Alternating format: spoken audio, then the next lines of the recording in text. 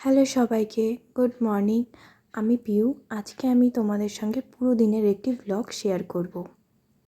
আজকে সকাল 6টায় আমার ঘুম ভাঙে, আর চোখ খুলেই রোজ আমার যেটা চোখে পড়ে সেটা হলো আমার করা ওয়াল আর্ট।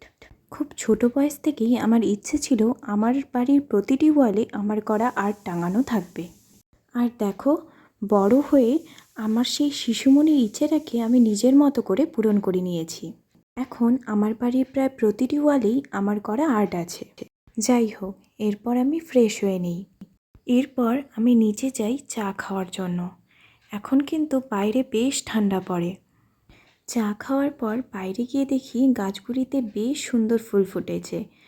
আর এই হলুদ ফুলগুলিকে দেখো কত সুন্দর লাগছে। এত সুন্দর ফুলগুলোকে দেখে কোনো মেয়ে কানে ফুল গুজবে না তা কি হয় বলো?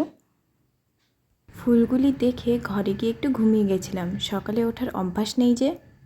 তারপর ঘুম থেকে উঠে ব্রেকফাস্টটা করে নিলাম।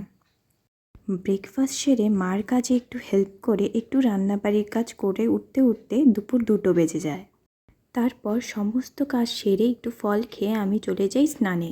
স্নান সেরে আমার প্রথম কাজ হলো প্রতিদিন ঠাকুরের নাম জপ করা। নাম জপ করা হয়ে গেলে বেসিক কিছু স্কিন কেয়ার করে আমি চলে যাই লাঞ্চ করতে। লাঞ্চ কমপ্লিট করে একটু বিশ্রাম করে উঠে সন্ধ্যার টিফিন করি। আর আজকে টিফিনে ছিল চুরমুর, যার রেসিপি আমি শর্টসে আপলোড করে দেব।